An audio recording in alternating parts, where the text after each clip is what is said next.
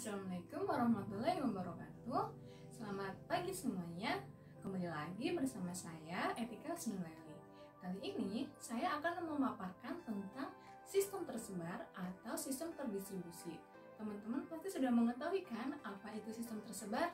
Lalu bagaimana tujuan dari sistem tersebar itu? Kemudian apa saja sih karakteristik dari sistem tersebar? Lalu bagaimana penerapan sistem tersebar pada dunia perusahaan atau instansi? Kita cek video berikut ini ya. Oke, sekarang kita masuk pada penjelasannya ya. Yang pertama, apa sih definisi dari sistem tersebar itu? Jadi, sistem tersebar adalah sebuah sistem yang komponennya berada pada jaringan komputer. Komponen tersebut saling berkomunikasi dan melakukan koordinasi hanya dengan pengiriman pesan atau message passing. Selanjutnya, kita masuk pada tujuan dari sistem terdistribusi. Oke, kita masuk pada tujuan dari sistem tersebar ya. Apa sih tujuan dari sistem tersebar itu? Jadi, tujuan dari sistem tersebar itu untuk memudahkan pengguna dalam mengakses sumber daya jarak jauh secara bersama-sama dengan terkontrol dan efisien. Kemudian, dengan semakin meningkatnya konektivitas dan akses untuk dapat saling berbagi, peningkatan keamanan juga menjadi hal yang sangat penting. Lalu, apa saja karakteristika dari sistem tersebar? Karakteristika dari sistem tersebar itu ada 3. Yang pertama, konkurensi atau terjadi secara bersamaan. Yang kedua, tidak ada clock global atau Lamport timestamp, time vector, atau BEP time. Yang ketiga, independent failure atau kegagalan satu komponen tidak membuat keseluruhan sistem rusak. Oke, setelah tadi kita belajar definisi, tujuan, serta karakteristika, sekarang kita masuk pada penerapan sistem terdistribusi atau sistem tersebar pada perusahaan atau instansi. Oke, cekidot. Kita masuk pada videonya ya. Ini lagi apa tuh? Oh, ini lagi ngulas materi sistem tersebar.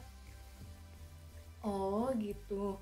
Jadi menurutmu contoh real permasalahan atau penerapan dari sistem tersebar di dunia perusahaan atau instansi itu apa?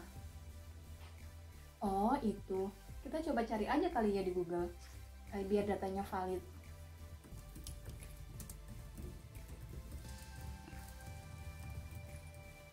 Nah, udah nemu nih.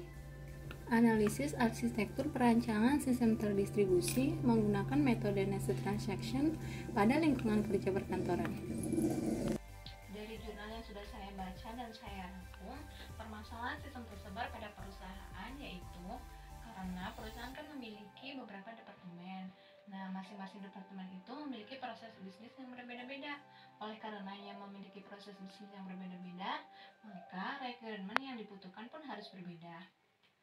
Misalnya, untuk keuangan dibutuhkan sistem melakukan perhitungan debit dan kredit. Kemudian untuk advertising diperlukan sistem untuk menangani pencatatan wilayah, tempat promosi. Kemudian untuk marketing diperlukan untuk menangani pencatatan wilayah pada pemasaran. Namun dari berbagai macam rekrutmen tersebut ada kesamaannya, yaitu rekrutmen untuk melihat gaji masing-masing pegawai. Kemudian ada untuk melihat perkembangan perusahaan, kemudian login ke dalam sistem, dan lainnya tergantung pada masing-masing perusahaan. Nah, dari berbagai macam rekrutmen tadi akan sangat sulit disatukan dalam suatu sistem informasi.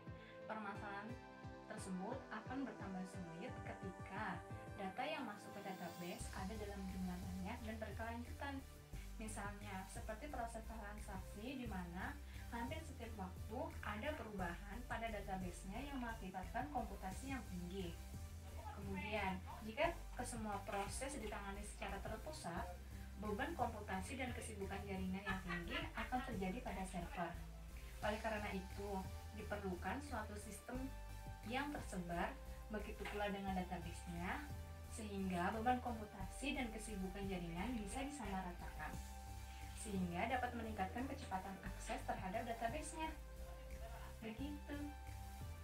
Sekian video untuk penerapan sistem tersebar pada dunia perusahaan atau instansi. Mohon maaf apabila banyak kesalahan.